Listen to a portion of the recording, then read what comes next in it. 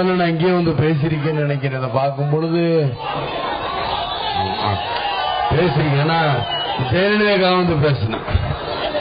ஆனா இந்த ஜெயலலிதா தான் அந்த ஊருக்கு இன்னும் நம்ம பண்ணல. சிவனே நீ தான் பார்த்துக்கிட்டு இருக்க, சிவான அந்த அம்மாவும் இருக்கு, சிவனே நீங்களும் தான் பார்த்துக்கிட்டு நல்லா பாருங்க. ஏன் இதை சொல்றேன்னா,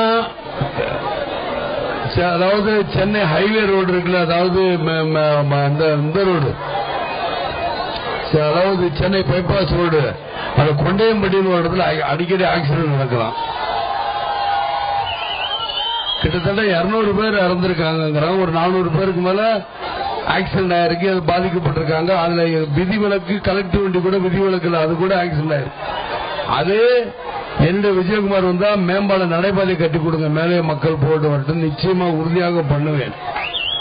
ஆனா நீங்க நினைக்கிற மாதிரி உடனடியாக கட்டுறதுக்கு ஒரு 2 வருஷமா 2 வருஷம் ஜீப்பு மேல உறுதியாக கட்டி கொடுப்பேன்.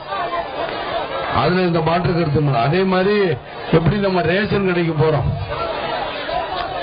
ரேஷன் கடைக்கு போனா என்ன பண்றோம், அரிசி வாங்குறோம், மண்ணெண்ணெய் வாங்குறோம், சக்கரை வாங்குறோம், எல்லாம் வாங்குறோம்ல, கோதுமை வாங்குறோம். அதே மாதிரிதான் கடைசியில் இன்னைக்கு தண்ணி வாங்குற மாதிரி ஒரு சூழ்நிலை.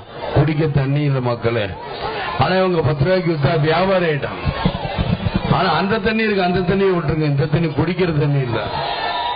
அந்த தண்ணி ஊராங்க கிடைக்கும். அந்த தண்ணிக்கு தானே, அந்த தண்ணி மிக்ஸ் பண்றதுக்காக தானே இவங்க 10 ரூபாய்க்கு வித்துக்கிட்டே இருக்காங்க தண்ணி.